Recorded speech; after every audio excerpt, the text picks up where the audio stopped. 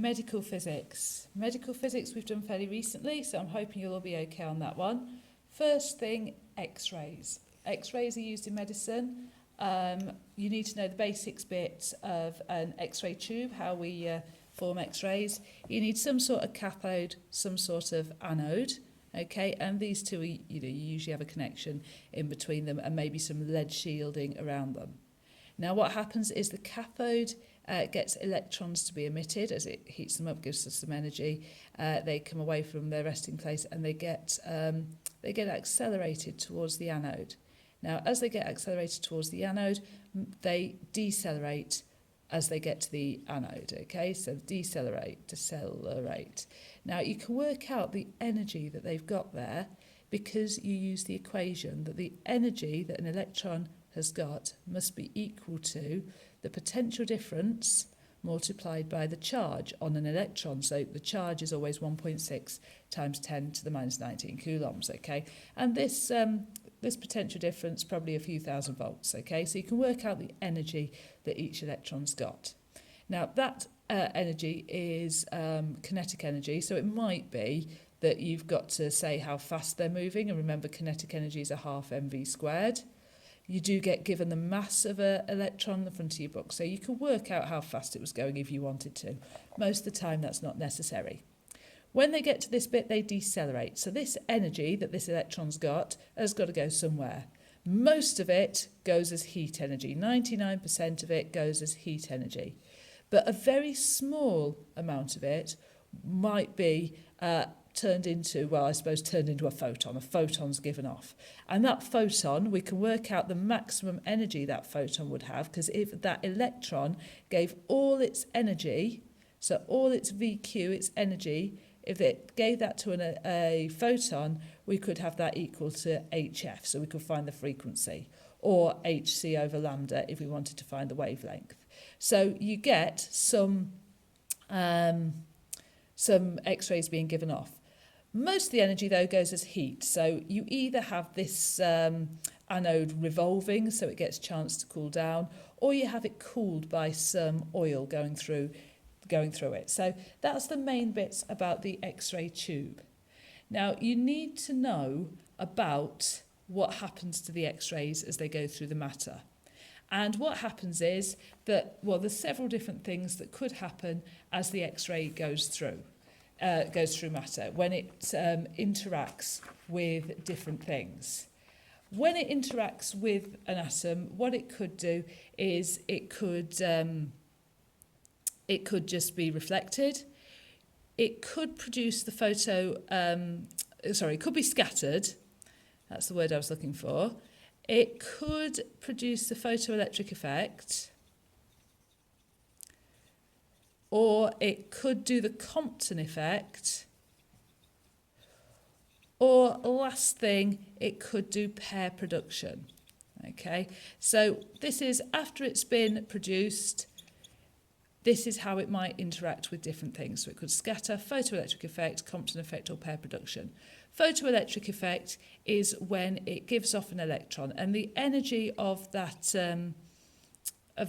X-ray would be equal to the work function plus the kinetic energy max of the electron. Now, remember that this work function is going to be little compared with the amount of energy that an X-rays have. So a lot of the time we just ignore that.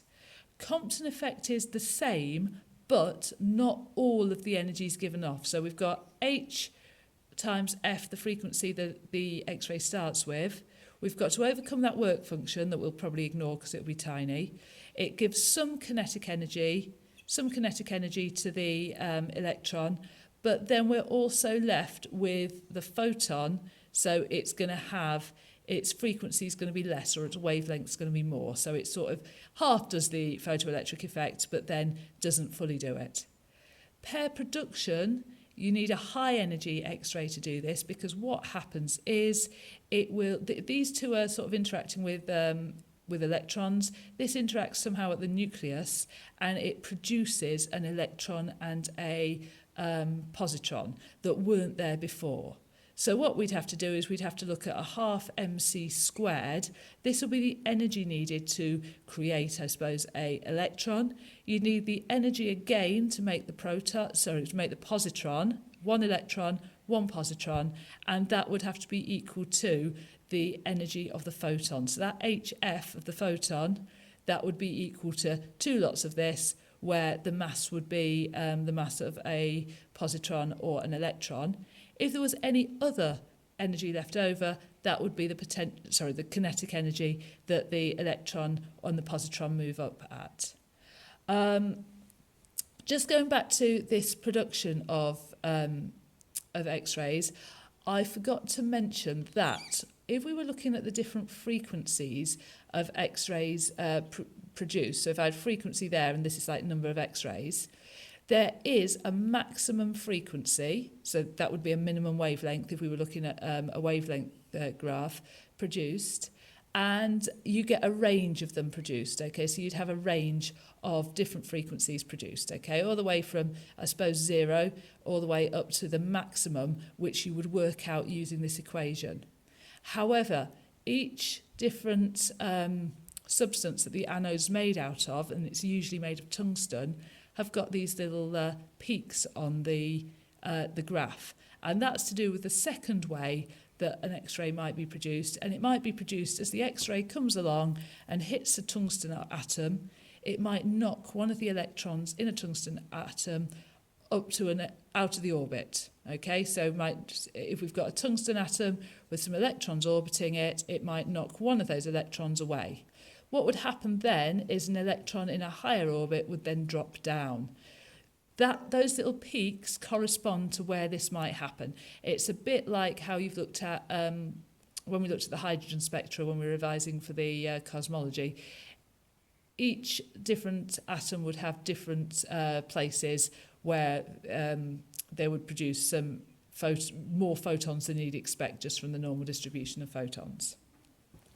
Okay, so these X-rays, when they're going through matter, we've got the equation up here to show how the intensity changes. Now, remember, intensity is power per unit area, and so we've got, we could increase the intensity when we were making them, and by increasing the voltage, or increasing the current so that there was more electrons. So beam intensity is power per unit area. Now, X-rays are absorbed more by bone than by soft tissue. So if we've got our equation here, where I is the intensity, I0 is the initial intensity, you've got to the minus mu x, we have more attenuation when it goes through bone than it would when it goes through soft tissue.